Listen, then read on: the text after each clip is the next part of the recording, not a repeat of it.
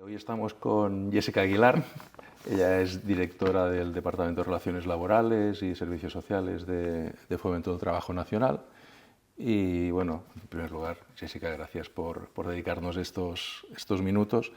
Y tú, como responsable del Departamento Laboral, de Relaciones Laborales de Fomento, con una larga trayectoria en este ámbito, siempre estamos en situaciones de permanente novedades, cambios, o son legislativos, o nos sale alguna sentencia novedosa que lo que antes era blanco ahora es negro. Y si hemos de hablar de temas laborales, yo creo que la pregunta obligada, en primer lugar, es qué pasará con la reducción de jornada, ¿no? Tú, desde Fomento, tú personalmente, ¿cómo lo veis? Bueno, en primer lugar, muchísimas gracias, Jordi, muchísimas gracias por darnos este espacio para poder hablar y conversar sobre temas, ¿no?, que nos interesan mucho al mundo empresarial. A ver, ahora la próxima fecha que tenemos marcada en el calendario es el próximo 22 de julio, que previsiblemente se convocará un pleno extraordinario en el Congreso en el cual se llevará a votación las 3 enmiendas a la totalidad que han sido presentadas, en este caso por Vox, PP y Junts respectivamente. Por lo tanto, ahora esta es la próxima fecha que tenemos que estar atentos para ver si finalmente se convoca este pleno y para ver al final qué sucede con estas 3 enmiendas, que evidentemente desde Fomento esperamos que las mismas salgan adelante y por lo tanto este proyecto de ley de reducción de jornada, registro y desconexión no salga adelante, ¿no? Porque al final desde Fomento del Trabajo hemos ido defendiendo desde que se inició el debate de esta cuestión que esto no tenía que haber salido del espacio natural en el cual se tiene que tratar, que es la negociación colectiva. Desde Fomento siempre hemos venido defendiendo y defendemos, y así lo hemos trasladado a los diferentes grupos políticos con los cuales nos hemos ido viendo, que es la negociación colectiva, ¿no?, este diálogo, la concertación social de sus protagonistas, que somos organizaciones empresariales y sindicales, donde se tiene que debatir cuestiones relativas a la jornada de trabajo, ¿no? Porque al final, aparte que nosotros creemos que ya el debate tiene que estar centrado más en temas de reordenación, temas de flexibilidad, porque al final creemos que estos elementos son los que también ayudan a las empresas y a las personas trabajadoras también a conseguir determinados equilibrios desde el punto de vista de la conciliación, como desde el punto de vista de competitividad y productividad. Creemos que todo el tema vinculado a la jornada, donde se tiene que tratar, porque al final es la que permite adaptarse a las características de cada sector, es en el ámbito de la negociación colectiva, ¿no? De hecho, al final es en esta negociación, es este diálogo, concertación y la plasmación al final de las diferentes medidas, ¿no?, que se adoptan en los convenios colectivos, lo que permite adaptarnos a la idiosincrasia de un determinado sector, a las necesidades de ese sector y de las personas trabajadoras, y también al final adaptarnos, ¿no?, al contexto económico en el cual nos encontramos cuando negociamos un convenio. Hace 2 o 3 años atrás, todo el tema de la inflación condicionó mucho los acuerdos de los convenios. Por lo tanto, nosotros es lo que hemos venido defendiendo, ¿no?, que donde se tiene que analizar, tratar el tema de la jornada es en la negociación colectiva, porque al final es lo que decimos, las patronales no es que estemos en contra de la reducción de jornada, no, pero la misma tiene que ser ajustada al sector, y donde se permite hacer estos ajustes es en los convenios colectivos. Además, si me permite, esto es un poco, ¿no?, el argumentario, ¿no?, que hemos ido defendiendo y trasladando, pero es que los datos de negociación colectiva así lo avalan, ¿no? Si tenemos en cuenta los convenios que se han registrado hasta el mes de mayo de 2025, con aplicación en Cataluña, por lo tanto, estatales, autonómicos y provinciales, más del 90% de los convenios están pactando jornadas entre 37,5 y 39,5, por lo tanto, por debajo de la máxima legal. Pero además, si tenemos en cuenta la evolución de las jornadas pactadas, de la totalidad de los convenios colectivos de aplicación en Cataluña, por lo tanto aquí incluimos estatales también, hemos pasado en 2013 de unas jornadas aproximadas de 1.747 horas a 1.723 en 2023, Pero si nos centramos en los convenios solo de carácter autonómico y provincial de Cataluña, la evolución además ha sido más acentuada. Hemos pasado de jornadas pactadas de 1.750 horas en 2013 a 1.711 horas en 2023. Por lo tanto, ya se está viendo el trabajo que se está haciendo en la negociación colectiva, los avances que está habiendo en la negociación colectiva en esta materia, porque además esto no es cuestión de una negociación, no, es una evolución, no es un cambio abrupto que de golpe una negociación se pasa de 1.750 a un convenio a 1.720, por poner un ejemplo, no.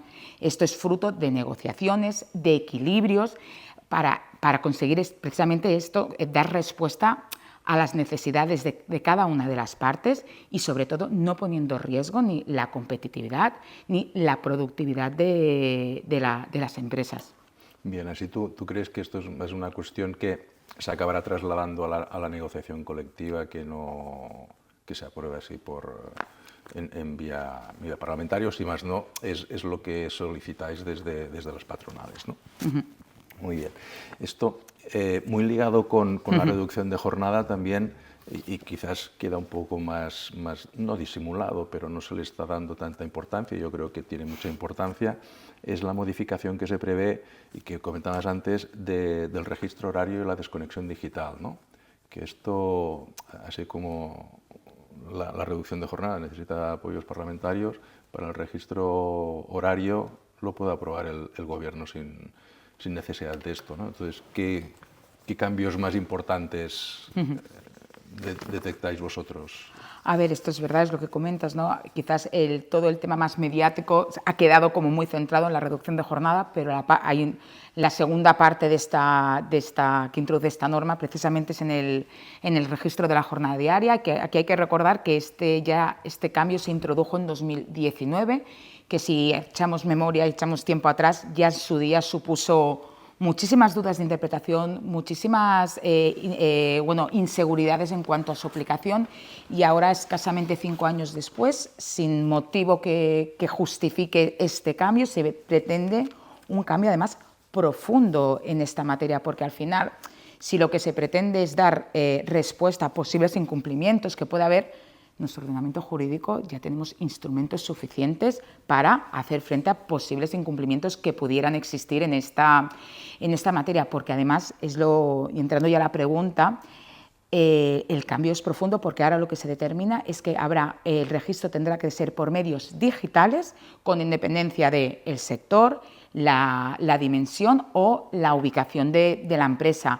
Por lo tanto, esto ya primer elemento que encontramos puede suponer un incremento de costes, porque ahora todo registro tendrá que ser por medios digitales, y esto sin tener en cuenta, no se ha tenido en cuenta, por ejemplo, en aquellos supuestos en que los trabajadores, por ejemplo, no tengan acceso a este tipo de dispositivos que les permita el registro mediante digital. Por lo tanto, esto va a suponer una inversión en las empresas.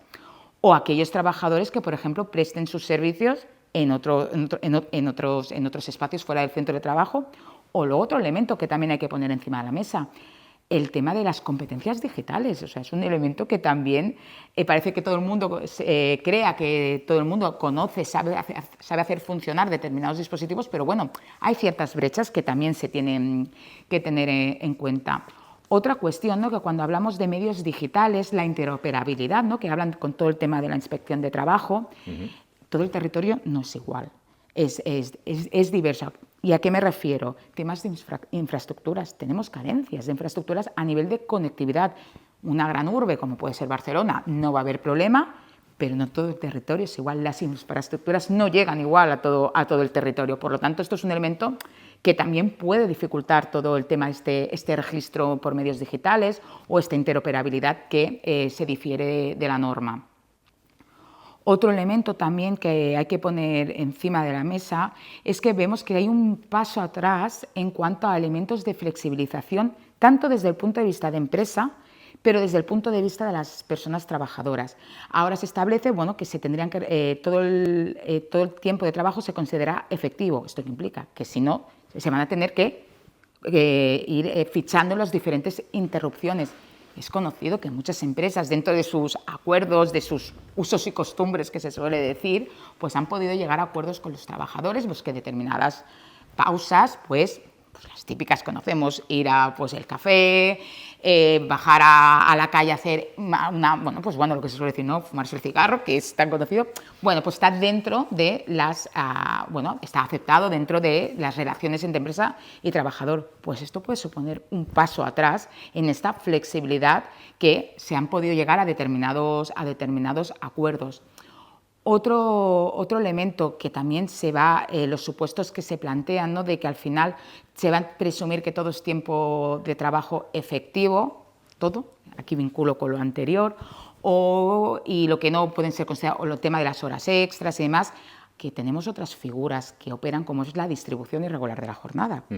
Claro, al final estos elementos que te lo permite la propia normativa, la negociación colectiva, no se ven contemplados en la propia norma. ¿Cómo operarán en cuanto a que si ese exceso de horas permitido por una distribución irregular o una bolsa de horas que puedan establecerse en la negociación colectiva, cómo se va a articular, ¿no? Con el tema del registro, que eso no sean consideradas horas extras o a ver cómo serían calificadas? Por lo tanto, también vemos que esto va a generar litigiosidad, que puede aumentar la litigiosidad y evidentemente al final afectar a la paz social, ¿no? que queremos en las empresas. Y otro tema también, ¿no? Que al final antes nos parecía, esto nos sonaba como muy lejano, temas de ciberseguridad. Si estamos hablando de medios digitales que puedan acceder a los registros, tanto la Inspección de Trabajo como los representantes legales de los trabajadores, al final se están poniendo entran en los diferentes servicios informáticos, de diferentes entidades, pues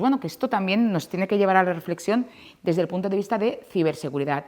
Y luego también se ha establecido el régimen sancionador que se propone, supone un incremento de las sanciones existentes, se ha ampliado hasta 10.000 euros, además es por trabajador, no por empresa, y luego además se establecen toda una serie de unas nuevas sanciones derivadas de que si el incumplimiento, hay una afectación a la seguridad y salud laboral de las personas trabajadoras. Al final, las normas evidentemente se tienen que crear, evidentemente se tienen que cumplir, no hay ningún tipo de duda, pero lo que no se puede establecer es determinados tipos de cargas que al final, de cargas o redactados, que dificulten su incumplimiento y al final lo que están dificultando es la viabilidad incluso de la empresa. Muy bien, muchas gracias por tus explicaciones sobre jornada y registro y todo esto. Entonces, siguiendo con proyectos que se están llevando a cabo que pueden afectar a temas laborales, hace un año, creo yo, desde Fomento hicisteis un informe sobre absentismo, un informe que me lo leí. No puedo reconocer de que me lo leí completo, pero sí lo leí, pero era muy extenso, era muy profundo, abarcaba muchos aspectos sobre absentismo, ¿no?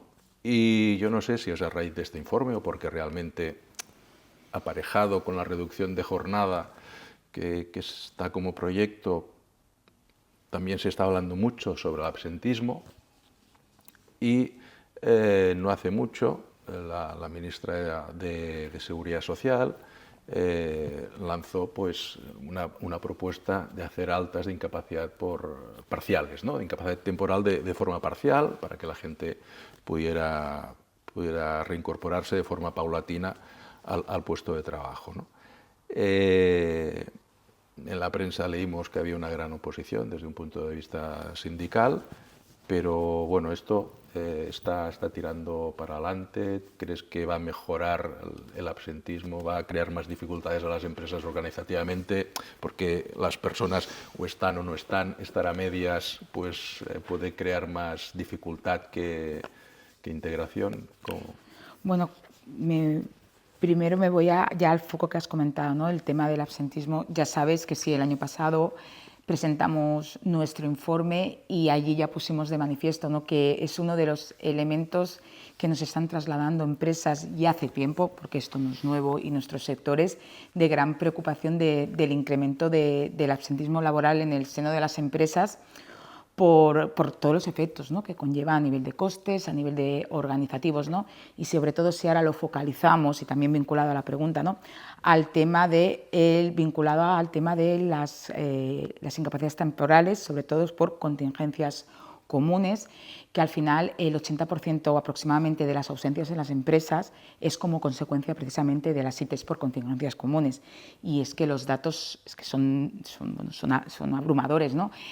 Si nos vamos a 2024, y según un informe precisamente de AMAD, hemos tenido más de 8,5 millones de procesos de IT, 8.700.000 procesos de incapacidad temporal. Eso es cerca de un 7% más que en 2023 y un 120% más respecto a 2015. Y no podemos aludir, es que se ha incrementado las personas afiliadas, ya, pero la proporción no es proporcional, evidentemente. Y evidentemente eso se traduce en costes. Los costes han sido 29.000 millones de euros en prestaciones y costes directos para las empresas.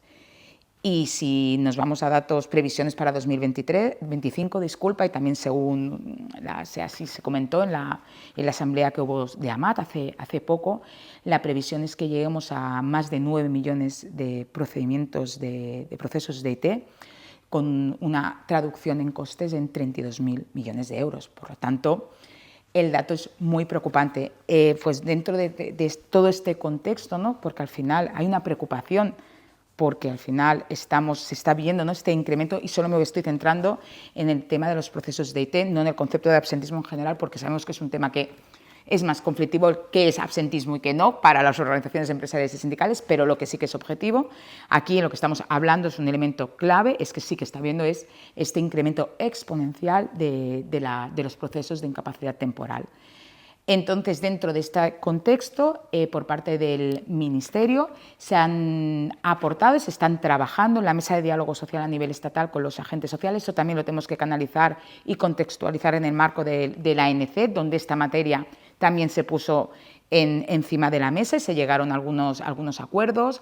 De ahí derivado el que hubo en julio de 2024 sobre los convenios de colaboración entre mutuas, servicios públicos de salud de cada una de las comunidades autónomas y el Instituto Nacional de la Seguridad Social, que precisamente van en la misma línea, ¿no?, que es en este caso lo del convenio, es que en determinadas patologías poner a disposición de las personas trabajadoras pues lo que son las infraestructuras de las mutuas a nivel de reconocimientos, de pruebas médicas. Pues bueno, dentro de todo este contexto, dentro de estos datos, esta situación actual que nos estamos encontrando, por parte del Ministerio se han aportado toda una serie de medidas, una batería de medidas, las cuales el objetivo se centra en la recuperación, en la protección de la salud de la persona trabajadora, con el objetivo de, al final, que esta persona, evidentemente, como tiene que ser, recupere su salud para también evitar el alargamiento o la extensión innecesaria de los procesos de IT. Al final esto hay que mirarlo desde un doble punto de vista. Uno, que la persona trabajadora evidentemente recupere su salud y en condiciones para que esta persona se pueda reincorporar lo antes posible en el puesto de trabajo y, por lo tanto, esto desde el punto de vista empresarial. En cuanto a esta medida que se presentó por parte, es verdad que se anunció como hace un año atrás, hablaban de que la persona se fuera reincorporando gradualmente a su puesto de trabajo y demás. Ahora ahí encima de la mesa hay una propuesta, es verdad que tal y como fue anunciada en su día, no fue bienvenida ni por organizaciones empresariales ni sindicales. Es verdad que ahora ahí encima de la mesa ahora ya hay una propuesta.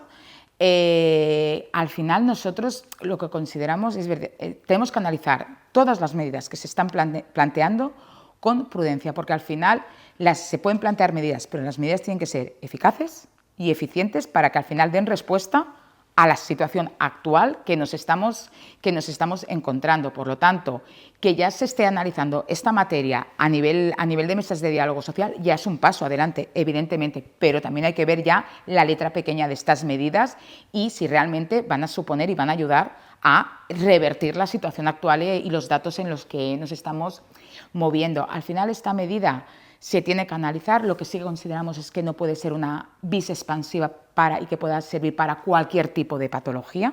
Creemos que tiene que estar muy centrada, en todo caso, en determinadas patologías muy concretas. También tiene que quedar claro que la persona, de manera explícita, está en alta, o sea, que esa persona, hay un acto médico que diga que esa persona es apta para poder trabajar, porque situaciones híbridas luego puede conllevar también determinadas situaciones de inseguridad. Y luego, por ejemplo, otro elemento, y lo has puesto tú encima de la mesa, a nivel organizativo. ¿Qué puede pasar? Una persona que, según la propuesta que está encima de la mesa, se reincorporaría al 50% de su jornada durante un periodo de tiempo. ¿Cómo se organiza su horario? ¿O qué pasa si varias personas a la vez solicitan, porque están dentro de los requisitos que se puedan establecer, esta reincorporación progresiva? Evidentemente, seguramente puede haber, porque estamos hablando de bajas de larga duración, contratos de sustitución latente. También se tendrá que ver cómo se conjugan, ¿no?, todos estos elementos.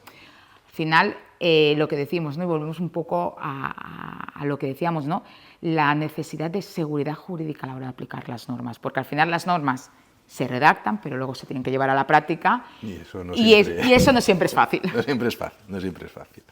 Bueno, oye, y una última pregunta. Hasta ahora hemos estado hablando de proyectos, de cosas que están sobre la mesa, pero que todavía no se han materializado, pero bueno, es importante conocer.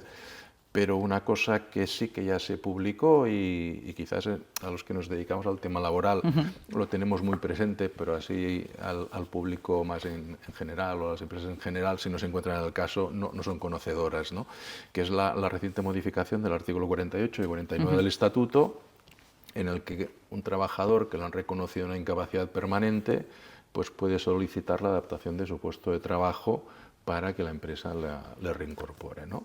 Esto, en mi opinión, yo creo que lo que decías tú antes, ¿no?, que se redacta la norma y está muy bien, pero después a la hora de aplicarla no es tan fácil, ¿no? ¿Esto cómo lo ves tú? ¿Tenéis alguna experiencia, alguna situación? Bueno, mira, efectivamente, bueno, comentas, en mayo entró en vigor este cambio, ¿no?, que al final lo que venía a decir es que en el caso no se podrá proceder a la extinción automática del contrato de trabajo a aquellas personas que sean declaradas en situación de incapacidad permanente en cualquiera de sus grados, ¿no? Bueno, precisamente en el mes de mayo hicimos unas jornadas, ¿no?, aquí en Fomento, donde tratamos, el tema de la jornada era la extinción en el sentido amplio. Evidentemente, uno de los temas que se trató fue precisamente la modificación de este artículo. Pues cuando tocó el tema de las preguntas por parte de los asistentes, te puedo decir que el 80%, 90% de las preguntas fueron en relación a este artículo. Al final, este artículo, lo que comenta, ¿no?, es decir, no se podrá proceder a la extinción, sino que se debe intentar la adaptación del puesto de trabajo. Y lo que viene a decir es que la empresa deberá hacer los ajustes razonables para adaptar las nuevas condiciones de la persona, para adaptar su puesto de trabajo a las nuevas condiciones de la persona trabajadora que ha sido declarada incapacidad permanente, sin que esto suponga una carga excesiva. Yo, con esta definición, y como juristas compartirás que lo que nos decían de los conceptos jurídicos indeterminados está lleno. Que ajuste razonable, carga excesiva. Es verdad que la norma respecto a carga excesiva sí que establece X parámetros para determinar cuándo se puede entender que hay una carga excesiva, pero es que a la propia definición te vas de carga excesiva que te establece la norma y también te genera dudas, porque lo pone ayudas públicas, así como en general, pero ¿cómo se computarán estas ayudas públicas respecto a un global, respecto al puesto de trabajo? O el tema, por ejemplo, que se encuentra la dimensión y la capacidad de la empresa. Por lo tanto, a mí al final esto es lo que me lleva a la reflexión o a la conclusión de que esta norma al final se va a acabar construyendo en los juzgados. Va a ser a golpe, si me permites la expresión, de sentencia, que va a acabar determinando qué es un ajuste razonable, qué es una carga excesiva, o cuál es el papel, por ejemplo, que van a jugar también los servicios de prevención de riesgos laborales. También es un elemento, ¿no?, en el alcance de estas medidas, o cuál va a ser la carga probatoria, ¿no?, de la empresa para acreditar que este ajuste, o sea, es que es imposible, ¿no?, por esta carga excesiva, porque no puede llevarlo a cabo. Otra pregunta que se nos formuló mucho es porque habla de adaptación de puesto de trabajo o que exista una vacante. Una pregunta que se hacían es, ¿pero yo le tengo que crear un puesto de trabajo? No, o sea, la norma no dice esto. Pero bueno, vamos a ver qué nos vamos a ir encontrando, porque al final lo que no puede suceder es que y peco de ser reiterativa, ¿no? Al final lo que no puede ser es que las normas, últimamente nos estamos viendo, ¿no?, que las normas que se van promulgando, las que se están anunciando, muchas de ellas adolecen de una no definición necesaria que necesitan las empresas, los operadores jurídicos, ¿no?, para aplicar las mismas, y al final eso también pone en riesgo o afecta, por ejemplo, a los planes de viabilidad de la empresa, que la empresa pueda hacer sus previsiones, bueno, de costes y de evolución, pues que dentro del marco de la empresa se deben hacer, y ello, por ejemplo, puede condicionar a efectos de inversiones, de contrataciones futuras. Evidentemente, si no tengo un relativo control, porque al final el control absoluto es difícil, pero sí un relativo control de la adopción de una medida, qué consecuencias puede conllevar, esto también pues dificulta el día a día, ¿no?, de las empresas. Por lo tanto, genera, la verdad, que una situación de incertidumbre, ¿no?, todo lo que está... Sí, bueno, y lo que menos quieren las empresas efectivamente, es incertidumbre, es incertidumbre, ¿no? exacto. Porque a veces parece que es que las empresas o los empresarios sean rígidos, que no quieran que las cosas cambien, ¿no? Y no es eso. Ellos aceptan que las cosas cambien, pero con seguridad. Saber el marco que tienen para y las reglas del juego, ¿no? Al final es conocer las reglas del juego, porque al final, y sobre esas reglas del juego nos moveremos todos, pero ese es el tema. Bueno, claro, depende de si... Bueno, yo siempre digo, en el derecho no es ni blanco ni negro, el matiz es mucho, hay muchos. Bueno, Jessica, muchas gracias por tu tiempo. Lo dejamos aquí. Muchísimas gracias. Un placer haber hablado contigo. Igualmente. Gracias. Gracias.